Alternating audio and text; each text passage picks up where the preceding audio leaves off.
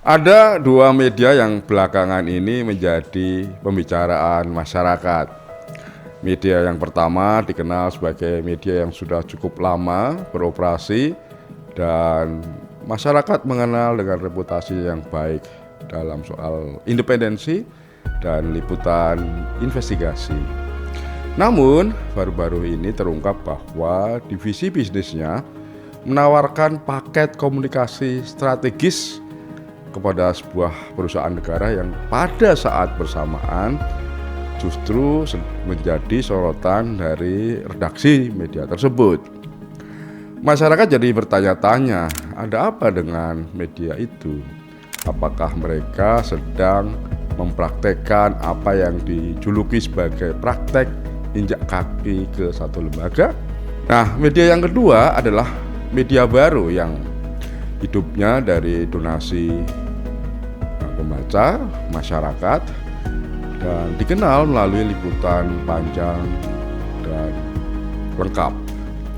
Dalam salah satu laporan terbarunya, media ini menuduh sebuah lembaga pemerintah menekan pers berdasarkan keterangan belasan narasumber anonim. Pihak yang dituduh telah dimintai konfirmasi menurut media tersebut, tetapi tidak memberikan jawaban atau respons yang memadai. Masyarakat jadi ragu, apakah laporan media tersebut fakta atau hanya kumpulan rumor? Nah, jadi bagaimana sebaiknya kita melihat kasus ini? Apakah kedua media tersebut telah melanggar etika dan kode etik jurnalistik? Kita bahas setelah ini, tapi jangan lupa klik subscribe sebelum meneruskan tontonan ini.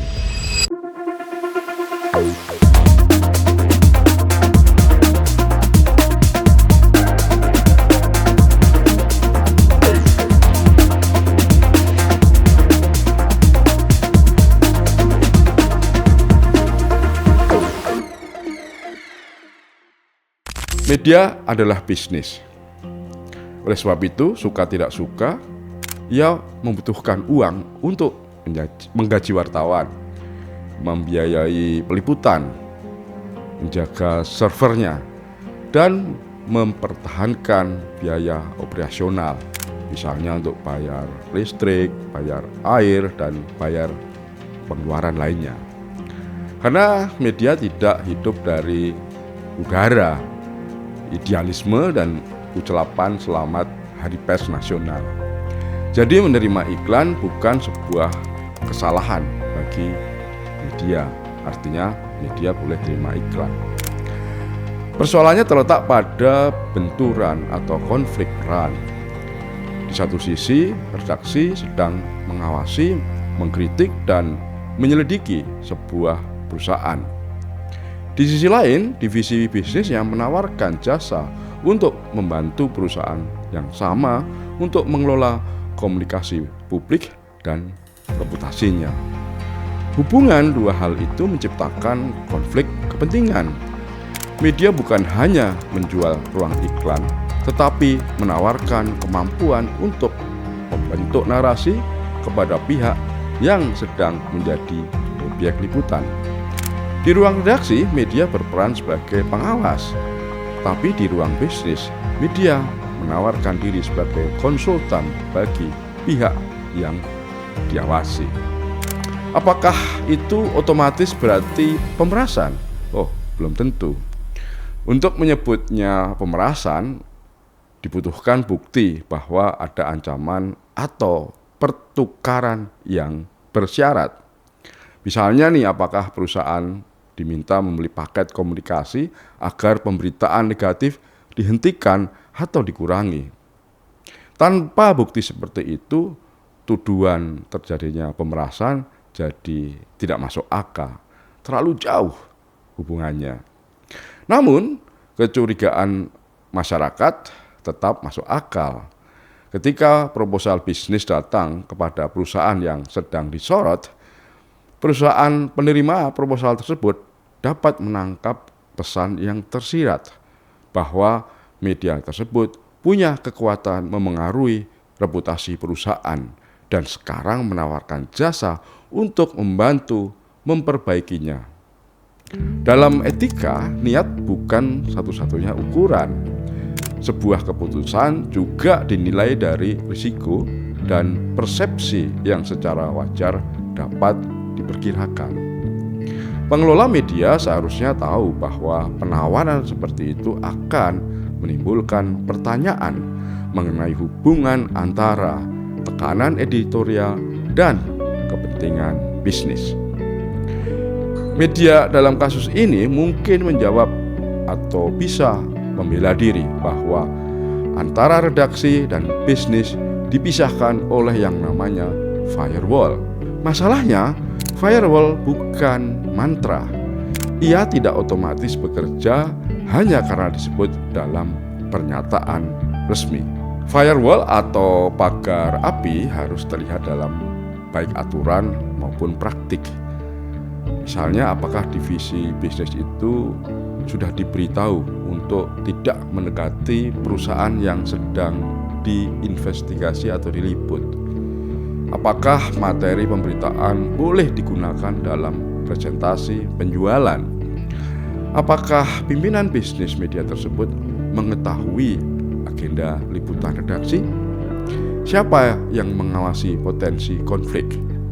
Apa yang terjadi ketika kepentingan iklan bertabrakan dengan kepentingan jurnalistik? Jika pertanyaan-pertanyaan itu tidak dijawab, masyarakat hanya diminta percaya. Jadi agak ganjil ketika lembaga yang setiap hari menuntut transparansi dari pemerintah yang diawasi justru meminta masyarakat menerima kalimat sakti, "Percayalah, sistem kami bekerja." Media kedua yang kita bahas menghadapi persoalan yang berbeda. Penggunaan narasumber anonim memang bukan kesalahan jurnalistik seperti yang terjadi dalam liputan terakhir media tersebut.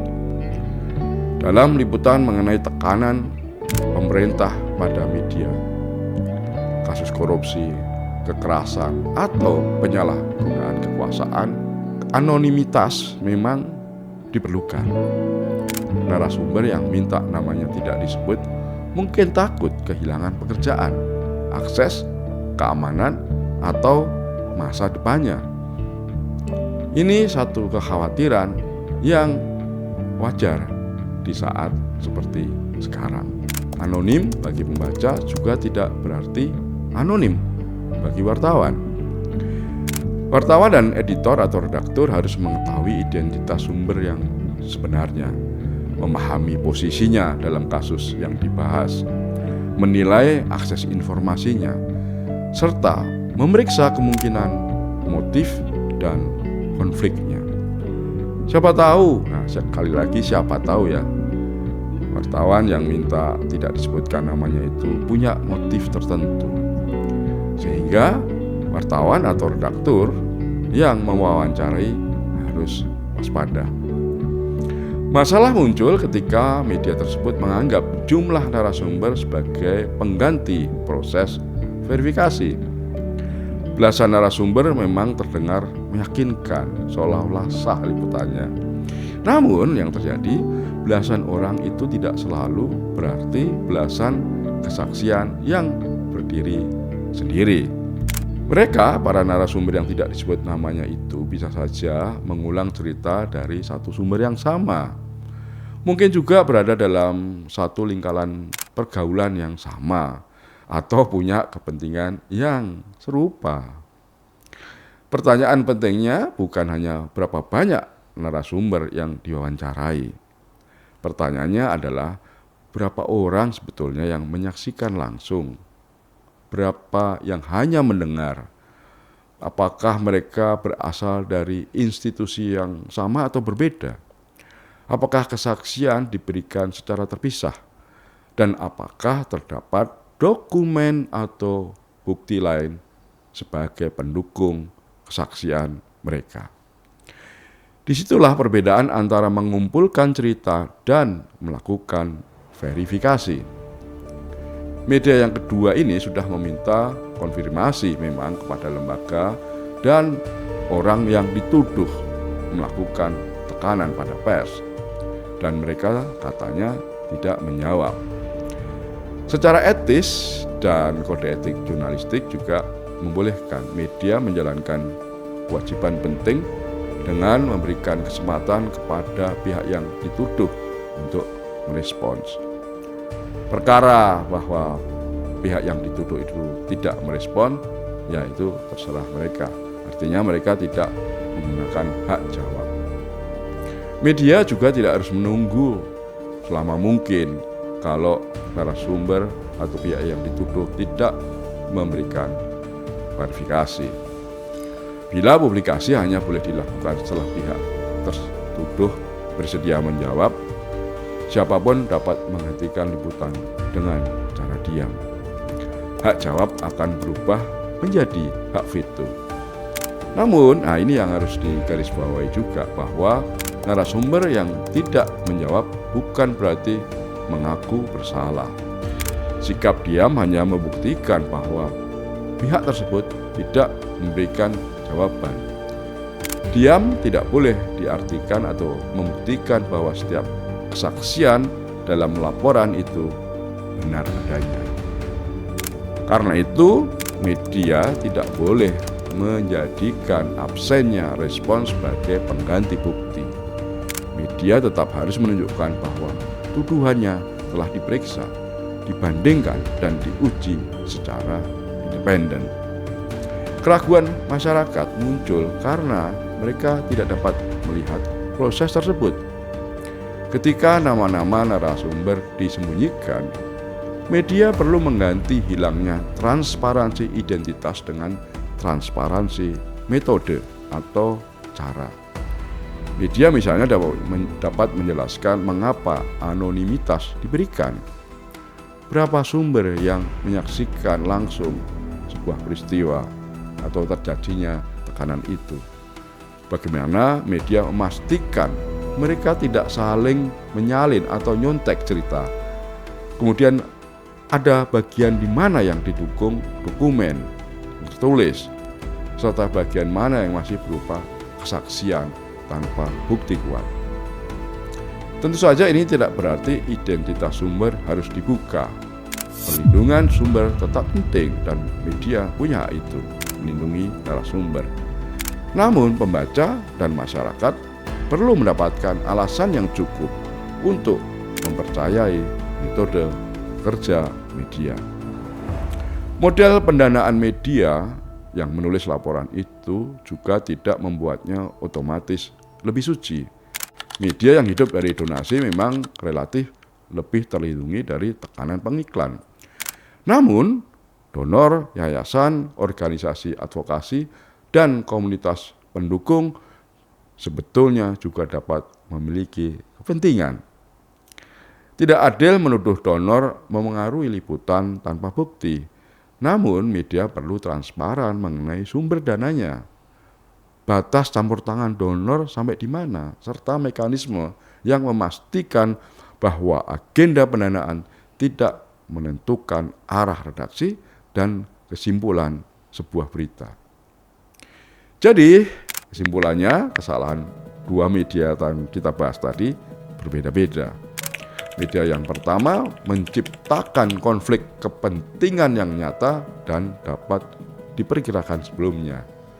Ia membuat masyarakat bertanya, apakah liputan kritis sedang digunakan sebagai pintu masuk untuk menawarkan jasa komunikasi strategis.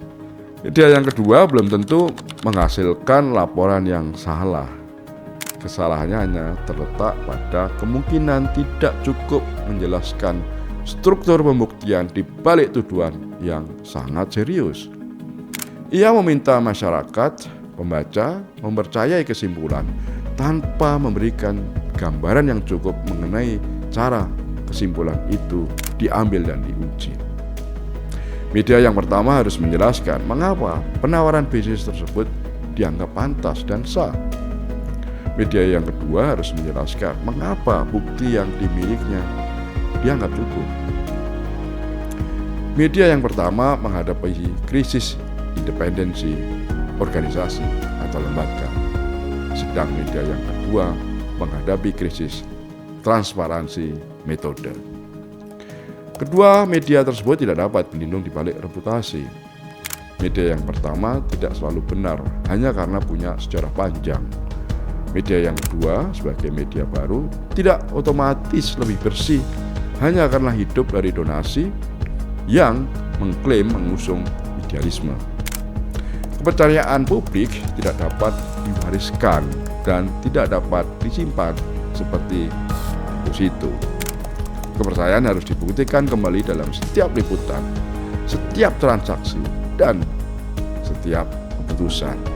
Menurut hemat saya dan menurut keyakinan saya, media yang gemar meminta pertanggungjawaban kekuasaan sebaiknya juga bersedia mempertanggungjawabkan dirinya dengan standar yang sama kerasnya. Tabik.